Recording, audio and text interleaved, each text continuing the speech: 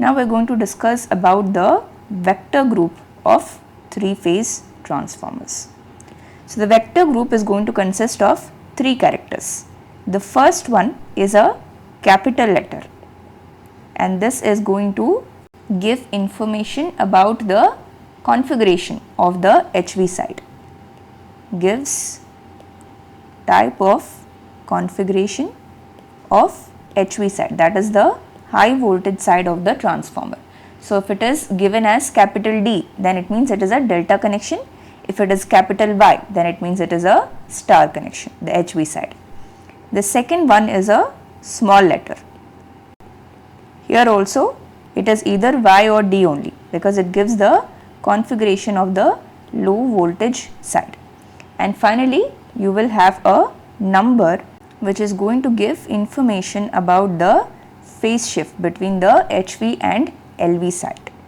So gives information about phase shift between HV and LV side. So this is done by means of the clock convention. So what happens in a clock convention? Just imagine a clock. There will be an hour hand as well as a minute hand, right? Now the hour hand is going to represent the phase to neutral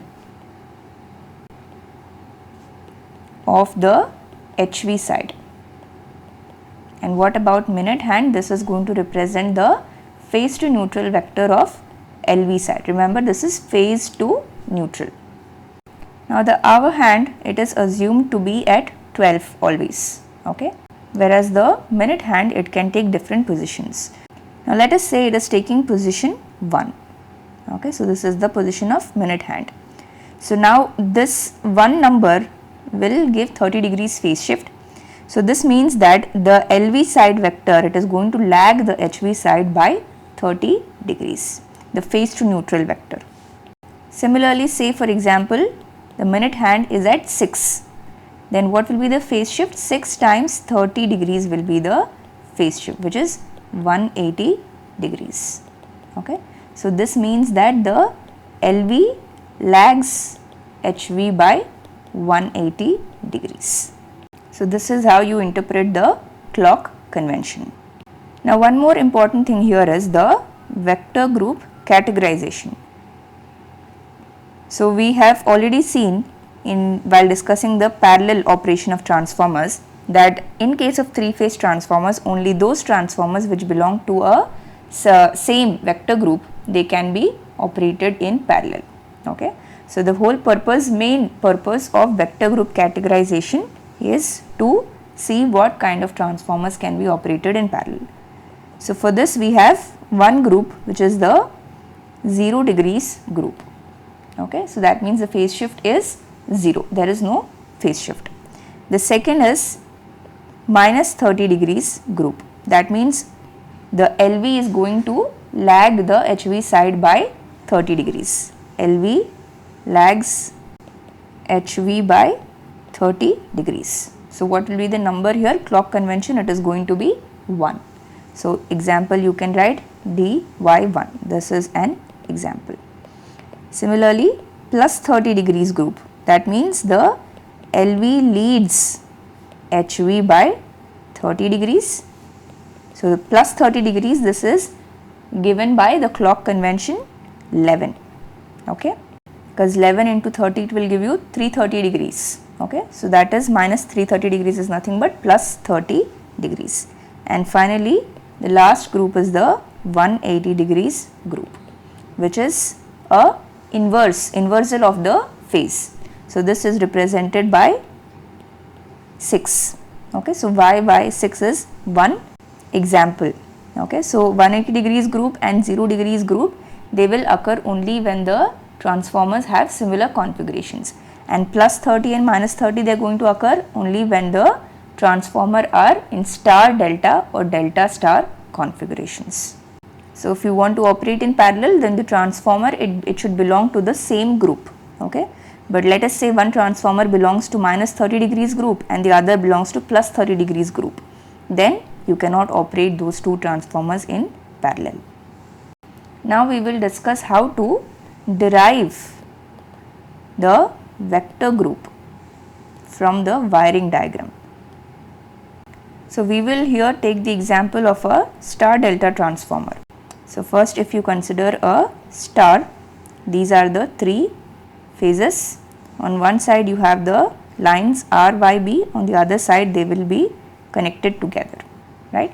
So this dot convention also we have to take, okay, and for the sake of convenience we will also label the windings. This is A1, A2, and this we will take as B1, B2, and this is C1 and C2. And similarly on the other side, the delta windings we will represent like this. So this is the second and this is the third phase. So now this is R dash, Y dash and B dash. Just to differentiate the primary side and secondary side, I have taken R dash, Y dash and B dash, okay. So now what are the dot conventions? This will be here, dot convention will be here, and this will be here, because when current is flowing through here, on the other secondary side current should flow out from here. And the delta winding, delta connection, let us say this is like this. Here also we will label the winding. So on the dot side we are taking the subscript 1. So A1 we will take small a1, and this is A2, this is B1, B2, C1 and C2. Now we will draw the vectors. So this if you take as A1 and A2, and here you have B1, B2, and this is C1, C2. So you can see that A2, B2 and C2, they are all converging at one point. That is the star connection vector diagram. Now we know that the primary side and the secondary side voltages, they will be in phase, right. So if A1, A2 is like this, then small a1, A2 also will be the same way. So this is A1 and this is A2. Similarly, you will have B1 and B2. And what about this C1 and C2, small c1 and small c2, okay. Now what you are going to do, see A1 and B2 are connected, so we want to draw the phasors in such a way that A1 here is connected to B2, okay. So how can that happen? You can draw like this. If this is A1 and this is A2, now A1 should be at the same point as B2, so we can draw like this. See here we are not changing any of the configurations. B1 is like the B1, B2 is like this. The same thing we have just displaced it parallelly, okay. We have drawn with the starting point at A1 and it is ending elsewhere. Similarly, again from the wiring diagram, if you see, B1 is connected to C2. So where is B1? This is B1, this should be connected to C2.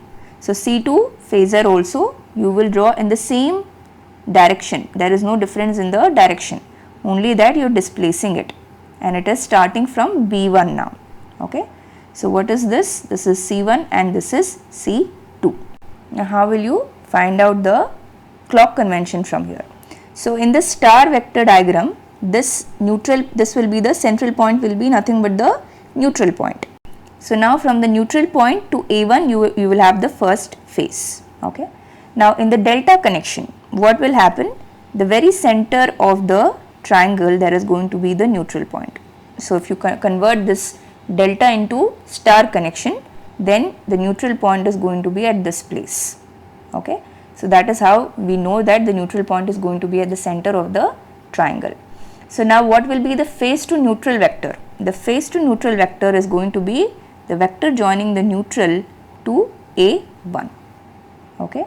And now we have to find out what is the phase shift between this vector capital A1n and this vector small a1n.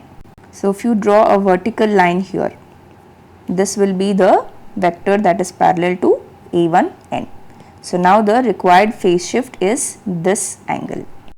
So this angle you are going to get as 30 degrees. In the star delta, there is going to be 30 degrees phase shift. You can use geometrical methods as well to find out that this is indeed 30 degrees, okay. So now you can see that the delta side, it is going to lead the star side by 30 degrees. And what about the clock convention? since the minute hand, it is at a position of 11, the clock convention is going to be 11. Now what is the vector group here? If you consider the primary side as HV side, then you can take capital Y, and secondary if you take as the LV side, then you can take small d, and finally the clock convention is 11. Okay, so this is 1 and 1. So this is the vector group. So this is how you can obtain the vector group and the phase shift using the wiring diagram.